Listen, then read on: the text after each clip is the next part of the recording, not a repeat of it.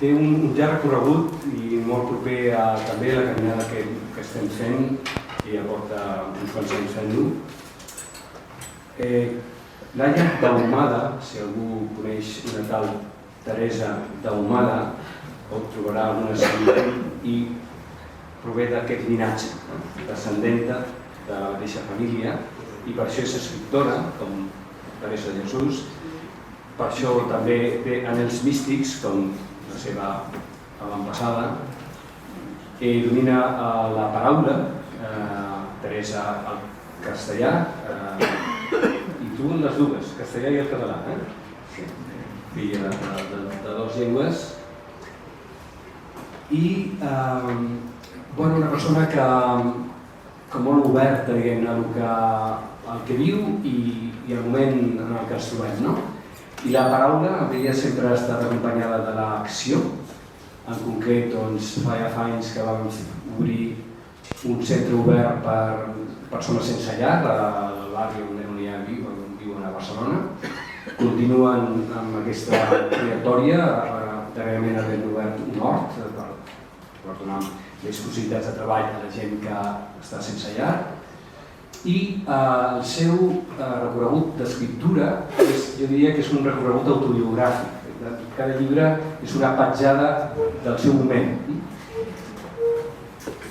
Ella ha escrit assaig, ha escrit poesia, però potser últimament s'ha dedicat més a escoltar a la gent i a posar en paraula el que escoltava.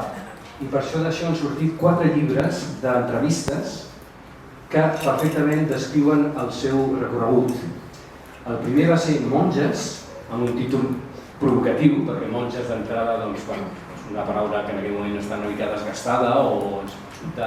Ella va voler agafar tota la força de la paraula per mostrar dones senceres, dones completes, dones que havien fet una opció a la tradició religiosa cristiana catòlica d'aquell moment. Hi ha dominiques, hi ha la nostra estimadíssima Lucía, però hi ha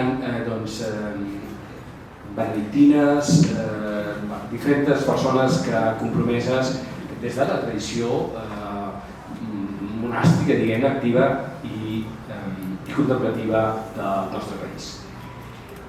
Després, això li va portar a explorar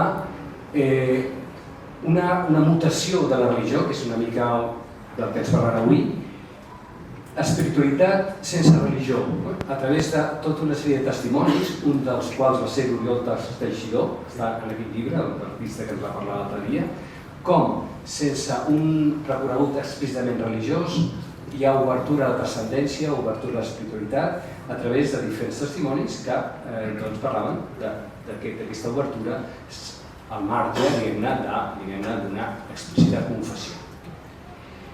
D'aquí encara va anar un pas més enllà i va anar a les muntanyes, entre altres coses perquè el seu fill també va anar a les muntanyes, el fill d'ella i d'en Jordi, que aquí l'acompanyen, el Bernat, a tota l'aventura de tota una nova generació de persones, de joves que estan redescobrint la terra, en aquest cas la pastura, pastors. Persones joves que tenen el risc, tenen l'audàcia de ser alternatius a un mode de vida molt més confortable, més urbà, etc., amb tota la mística implícita que hi ha al darrere d'una opció com aquestes. Però encara un quart llibre, i aquest és molt recent, de retorn a la terra a través de mans entre mans, dones pageses, és a dir, el retorn a la terra a través de figures de dones, com amb la seva saviesa vincula la familiaritat amb la terra. Per tant, podríem dir una mística de la immanència, és a dir, un Déu que no necessita ser anomenat perquè està en les mateixes coses que vivim i que ja escoltant i posant-hi en paraula també teixeix el seu propi recorregut. Doncs, sense més, li deixem la paraula. M'ha dit que aquí encara fent un pas més en el seu recorregut estarem molt atents a veure com ella també peregrina s'endinsa en el cor de la vida. Gràcies, Laia. L'Oriol em va escriure un dia i em va dir: la mística extramurs, t'agrada el títol? Us haig de dir que m'agrada sempre acceptar els enunciats que em proposen, sempre. perquè fer-ho em situa, em dóna peu, em fa pensar què volen que expliqui i des d'on. I també m'agrada veure on m'encasellen, on m'especialitzen. I això últim direu, pot semblar una poca soltada, però no ho és, perquè malgrat el meu currículum, de l'única cosa que em considero especialista, com deia el Xavier, és d'escoltar, de reflexionar, d'aprendre de tot allò que observo i rebo a peu de carrer, de tot allò que m'emociona en cada moment de la meva vida i que també em qüestiona. Unamuno deia, la mística és en gran parte filología. Jo soc filòloga i per això segurament m'interessa la mística, o potser perquè m'interessa la mística m'he fet filòloga, vés a saber. I sovint vaig a l'encalç de les paraules que expliquin allò que per ser és inexplicable, perquè mística deriva de misteri, que vol dir mantenir, de l'arrel grega mis, que vol dir mantenir els llavis closos. Per tant, fa referència a allò del que no es pot parlar, tant per no profanar-ho com perquè sobrepassa tota paraula. El místic és una persona emmudida que paradoxalment sent la necessitat imperiosa de comunicar. I avui us parlaré des de la curiositat d'una filòloga que estima la paraula, que es fica per tot arreu sense saber massa de res, com ja heu vist, que us explicava el Xavier, que transcriu i interpreta textos d'altres èpoques, on intueix el batec de cada vida, convençuda que l'estudi de la història de la humanitat no és el relat de les proeses ni de les guerres, sinó la recerca del fil que uneix les diferents èpoques i les travessa com una basta invisible, que ara es fa visible a l'anvers de la tela, ara desapareix en passar pel revers, repetint-se en essència, però amb visos diferents segons les circumstàncies, i sempre amb un missatge de plenitud que no caduca i que ens recorda qui som, d'on venim i a on anem. Un missatge que sempre ens fa l'efecte que ja l'havíem sentit, perquè ve de dins, del més profund, d'aquella humanitat que també forma part de nosaltres. I ens fa adonar amb una gran humilitat que res és nou i que tot ho és, i que la sopa d'all no me l'he inventada jo, sinó que ja se la van inventar aquells primers homínids el dia que es van fer conscients que la vida en aquest món era finita, tot i la seva latent infinitud. I d'aquesta consciència va néixer la necessitat de la paraula per expressar-la. Aquesta ponència d'avui és l'última d'una travessa que ha passat per la tríada de la terra, de l'humà i del transcendent.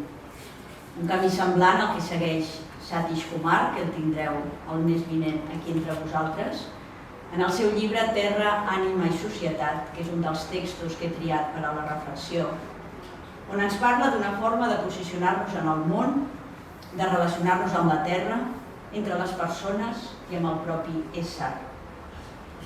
I avui ens toca posicionar-nos des d'aquesta dimensió transcendent, o com la vulgueu anomenar, perquè trobaríem actualment 1000 maneres diferents de fer-ho. Des d'aquesta dimensió epànica, en un altre dels textos que he triat per a la reflexió, adjectiva com a divina, perquè és lliure i infinita, i amb una connotació de misteri. Fins no fa gaire, aquesta dimensió transcendent era vehiculada amb drets d'exclusivitat per les tradicions religioses. És el vi de l'experiència que ha donat sentit profund a la copa de les religions i que per això mateix ha estat rigorosament controlada perquè no sortís de llera en un difícil equilibri entre expansió i contenció. Malgrat això, més d'una vegada al llarg dels segles, aquest vi ha sobreeixit més enllà de la copa de les religions, com un riu subterrani que aflora la superfície en temps de crescudes i ha estat contingut sempre i tornat a conduir a llera, fins a arribar al moment actual, on per una sèrie de circumstàncies el trobem vessat més enllà de les religions, malgrat els murs de contenció i que s'alcen des dels integrismes. El trobem primer amarant els camins de l'espiritualitat, que tenen encara un marc religiós de referència, on adreçar-se i explicar-se, i després ara mateix, i això en molt poc temps, el trobem incontenible com la lava, més enllà de les espiritualitats i de les referències úniques, sortint extramurs i escampant-se per terra, aigua, foc, buscant una llera on encarnar-se. M'heu demanat una mística extramurs i és d'aquesta mística incontenible com una lava de la qual us parlaré avui. I contràriament al que podeu pensar, no parlaré ni de Déu ni de l'experiència del transcendent, sinó de l'eutopos, del bon lloc i de la recerca que ens hi porta, i també de la qualitat humana, personal i col·lectiva que ens permetrà evitar-lo.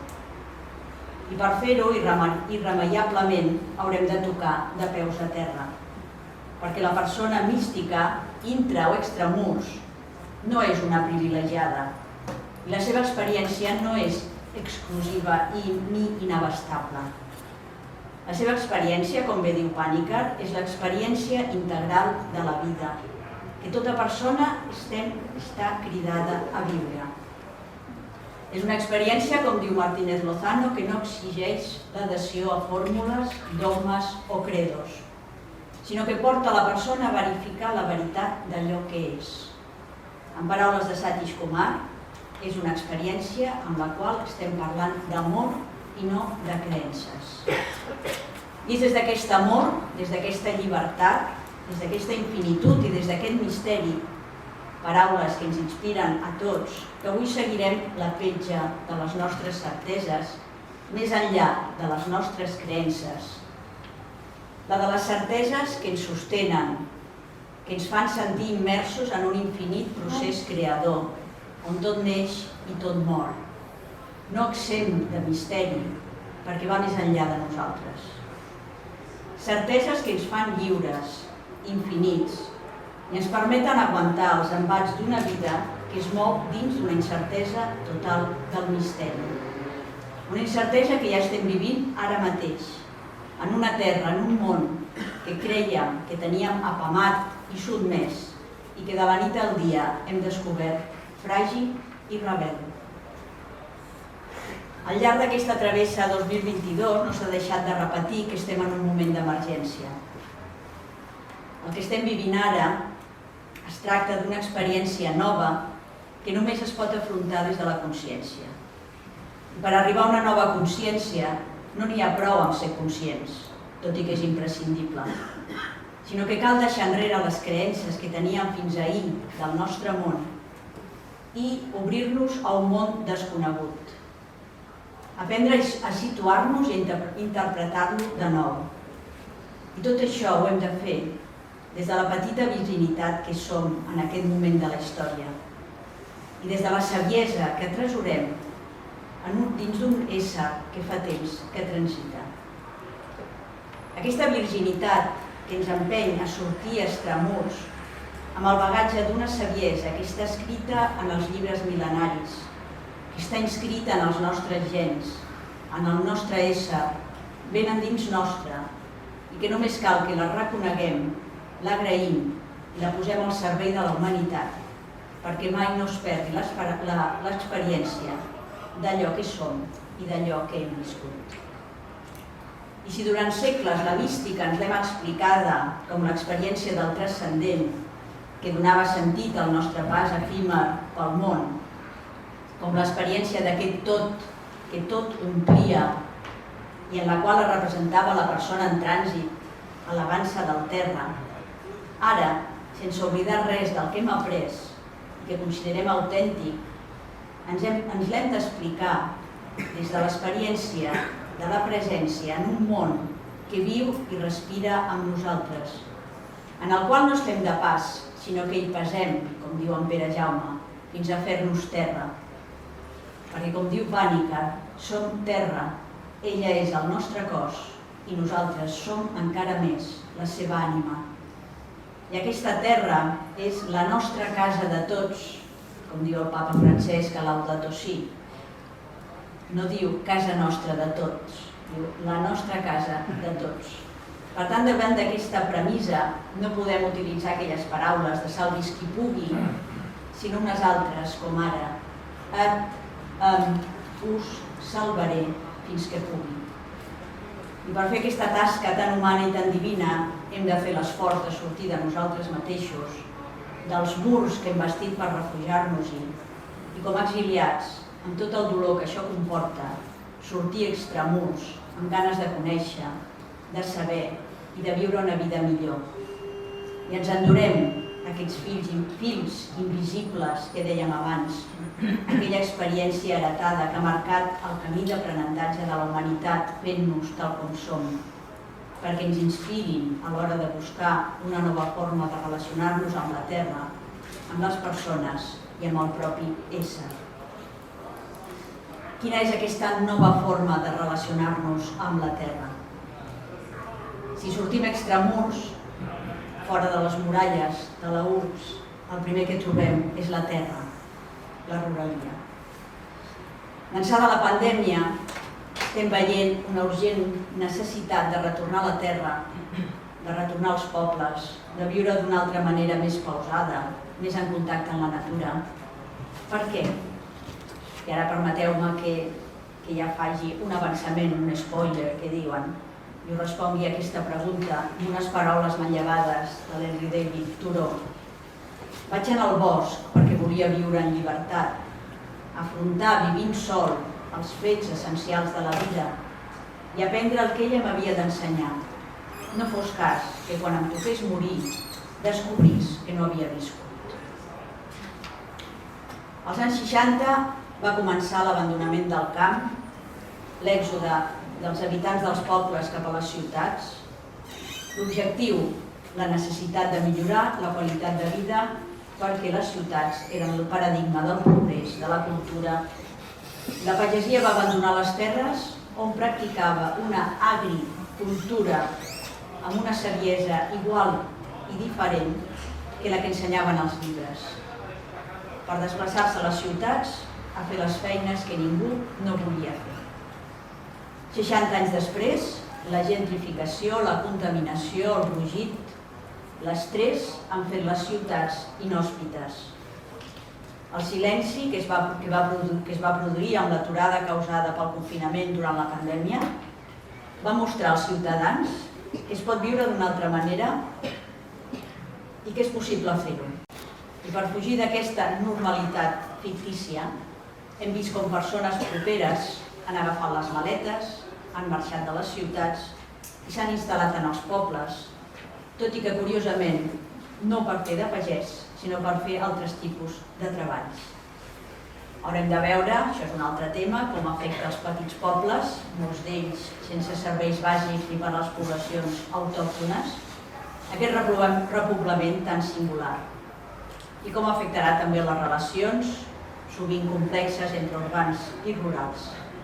I qui s'aprofitarà també d'aquesta situació per omplir-se les butxaques, tal com diu Gustavo Duc en el seu darrer llibre. Se vendió el mito del progreso, ahora se vende el mito del regreso, ergo la cuestión es vender.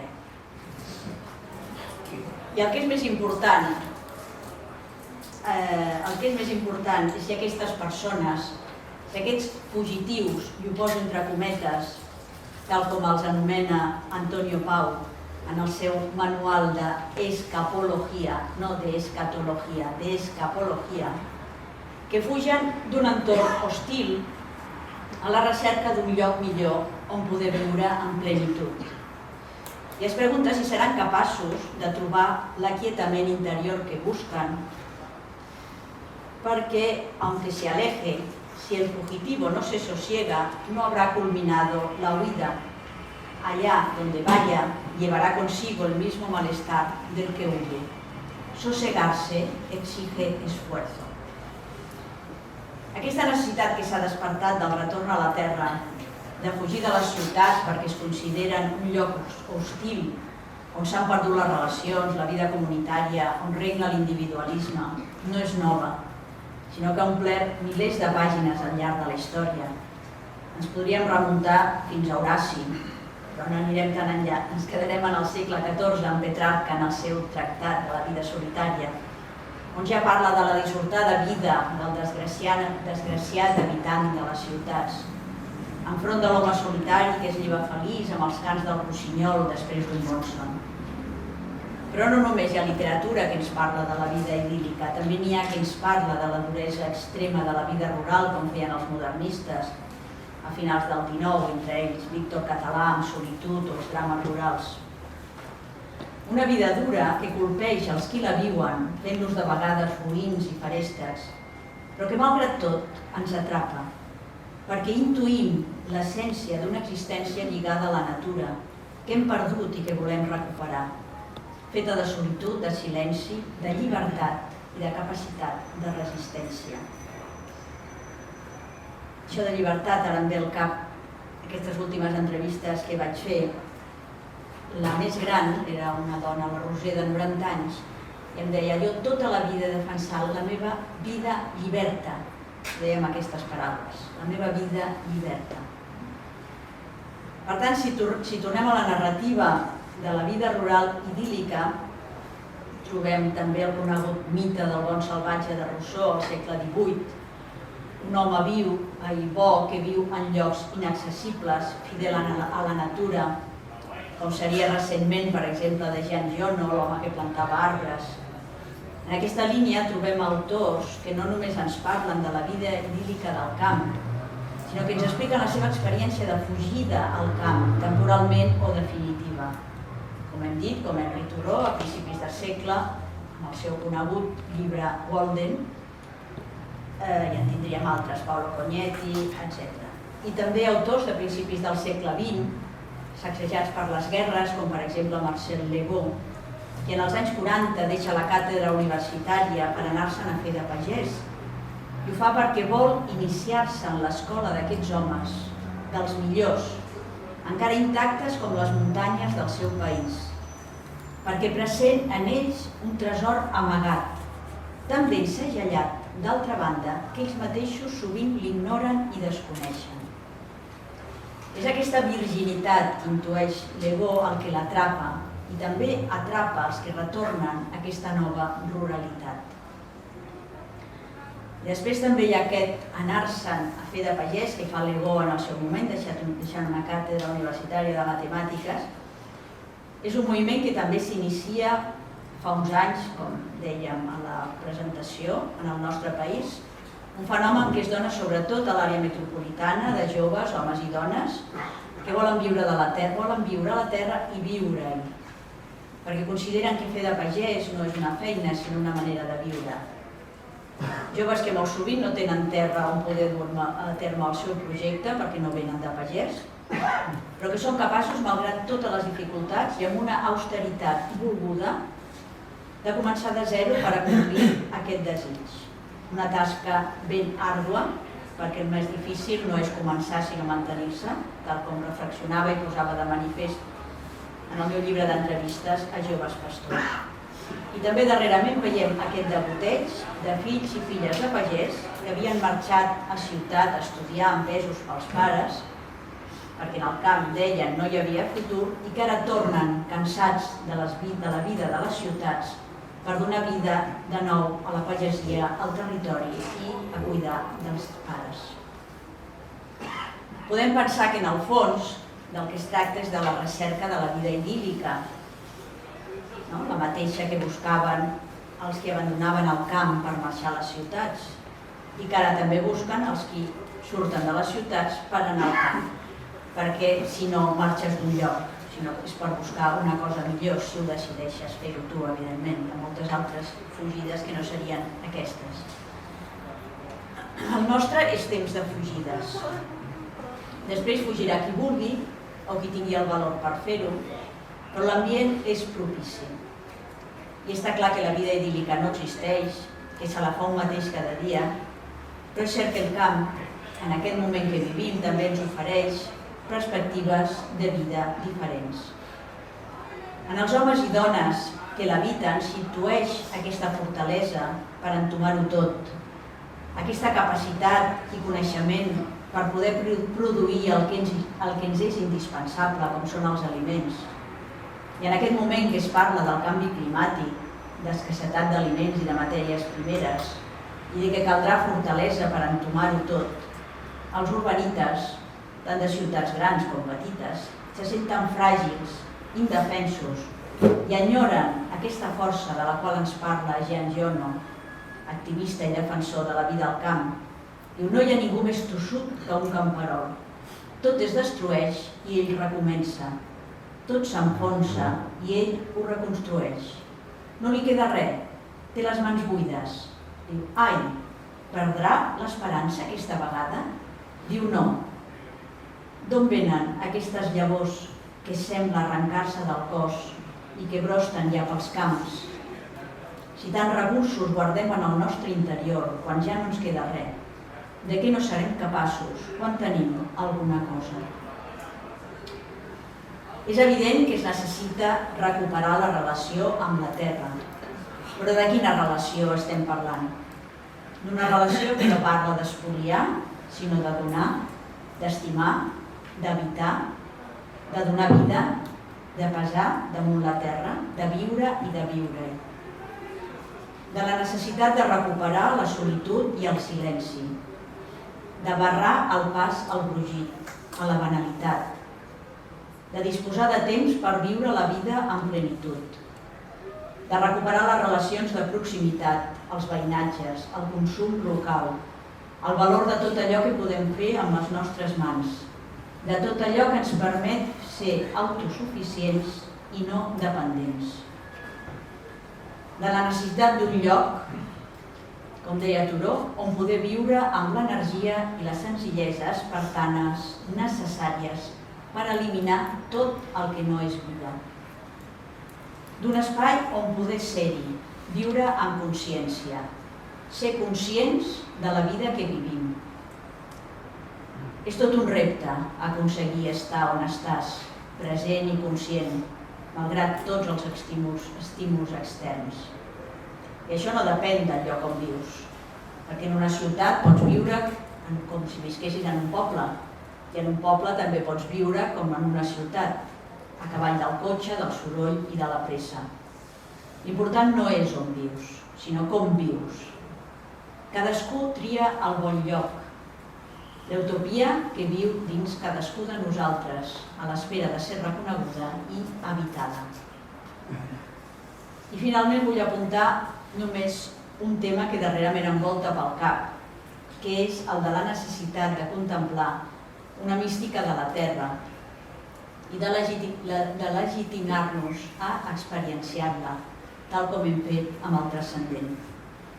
Perquè potser seguim esperant que Déu o un tu, en majúscules, ens parli, perquè som addictes a les paraules i tal vegada s'ha acabat el temps de sentir-ne. I potser haurem de ser capaços de deixar-nos inspirar per altres llenguatges, com ara el del batec mort de la terra, del xiu-xiueig de les plantes, que no ens diguin més el que hem de fer, sinó el que ja som.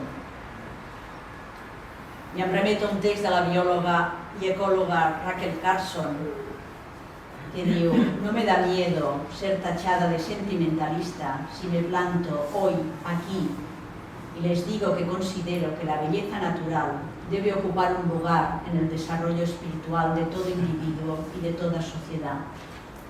Cuando destruimos la belleza o cuando sustituimos un atributo natural de la tierra por algo artificial creado por el hombre, estamos retrasando parte del crecimiento espiritual del ser humano.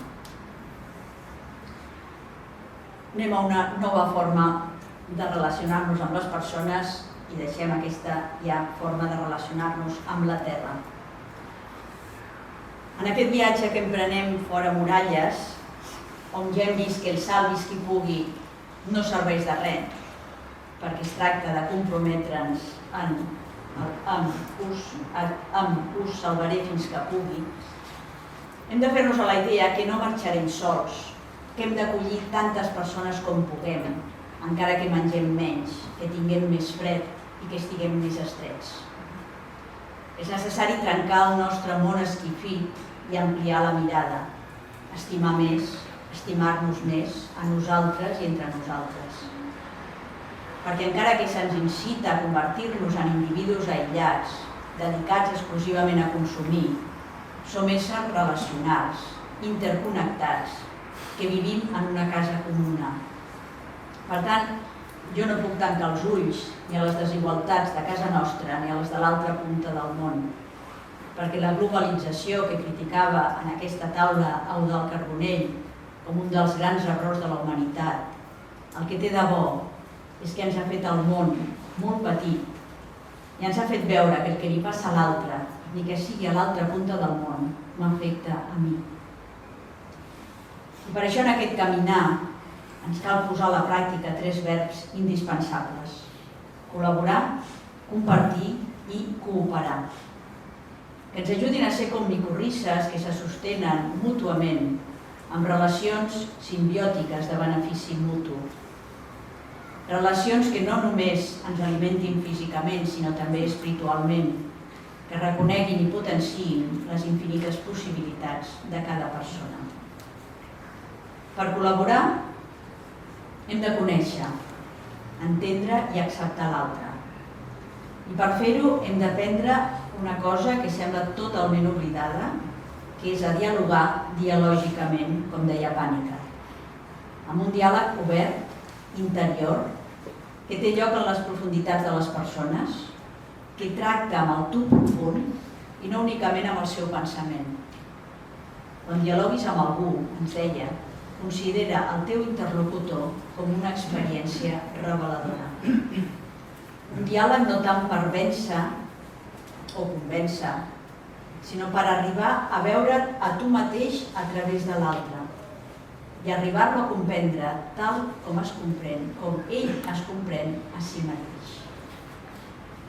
És un tema d'una vigència extraordinària, imprescindible perquè la humanitat es relacioni no des del poder i la violència, sinó des de la comprensió mútua.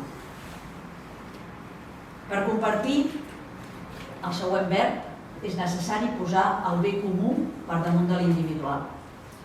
Que el nostre objectiu sigui millorar la vida de les persones, fomentant-ne les cures i els vincles, l'estimació i el suport mutu. I també l'autogestió, la integració de les múltiples capacitats i la col·laboració a través de noves formes d'organització comunitària, com per exemple l'economia col·laborativa, que estigui basada no en el tenir, sinó en l'accedir. Viure amb menys perquè tothom pugui viure, perquè a la Terra hi ha prou recursos per tothom, com deia Gandhi, però no per mantenir la depredació abusiva d'uns pocs.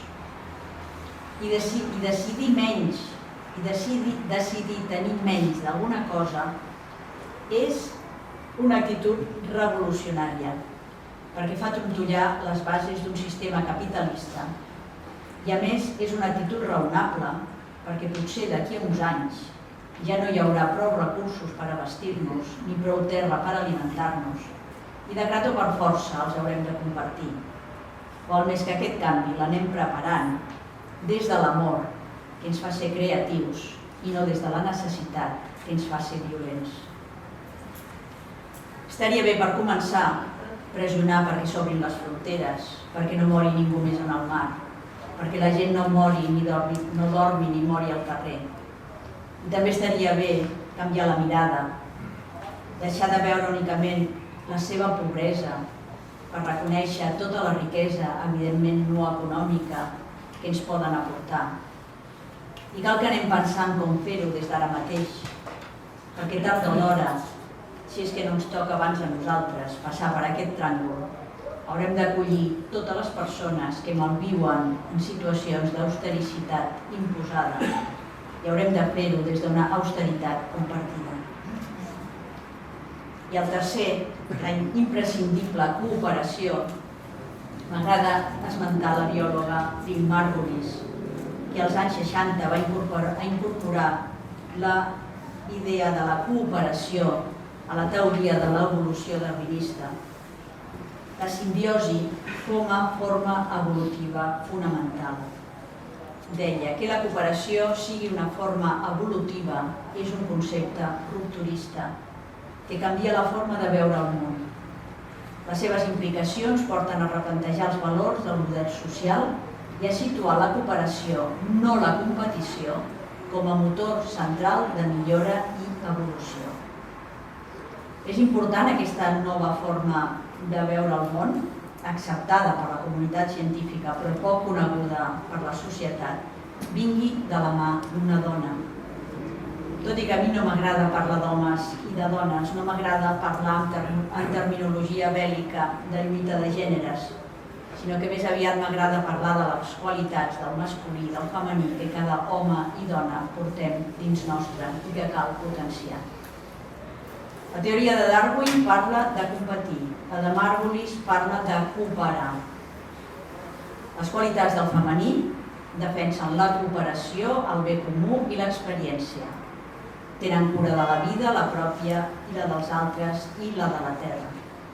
Les del masculí defensen el poder, la competitivitat i la raó. I aquestes tres, tot i que d'entrada són paraules connotades negativament, si les positivitzem, descobrim que el poder pot consistir no en manar, sinó en menar, en conduir, a defensar la vida i no a anorrear-la. Que la competitivitat és necessària per millorar-se, per superar-se, per crear comunitats on el bé comú sigui realment el bé de cada un dels seus membres. I que la raó no és només per imposar dogmes i creences, sinó per saber, per entendre, per discernir si l'experiència ens porta pels camins emboscats de l'ego o ens guia a l'encalç de l'amor. És per això que és fonamental que deixem d'enfrontar-nos, que dialoguem, que compartim, que cooperem i creem relacions des d'aquesta simbiosi que està present en la vida des que va fer la seva aparició a la Terra per primer cop fa milions d'anys. I anem ja a l'última, cada cop les faig més curtes, que és la nova forma de relacionar-nos amb el propi ésser. Des d'on hem de fer possibles aquestes relacions amb la Terra i amb els altres? Des d'on hem de relacionar-nos? Evidentment, des d'allò que som, des d'allò que soc.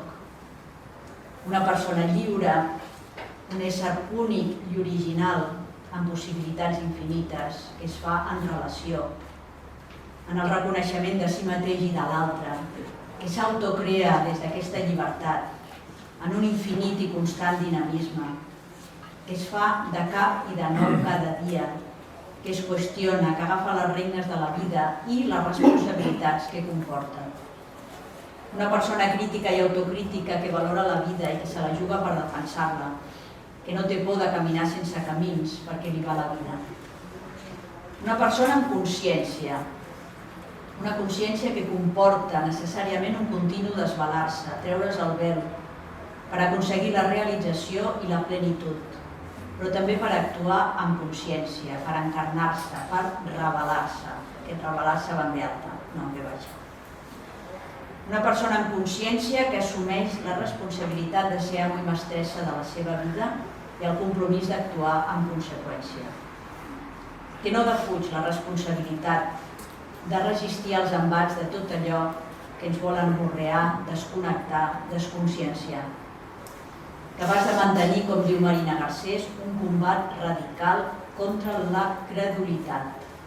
No us creiem. Una persona que és i que sap qui és, capaç de desenvolupar totes les possibilitats humanes que té, que són infinites.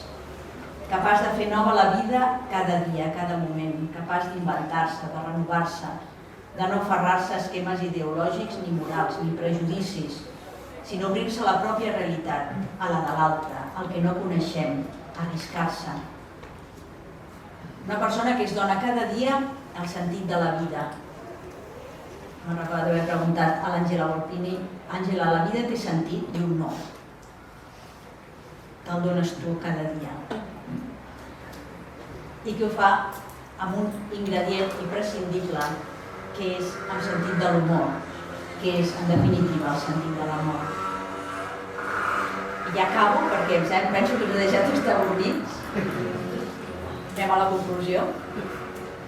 Bé, tot el que hem viscut, sobretot aquests 2 darrers anys, no ens han deixat indemnes.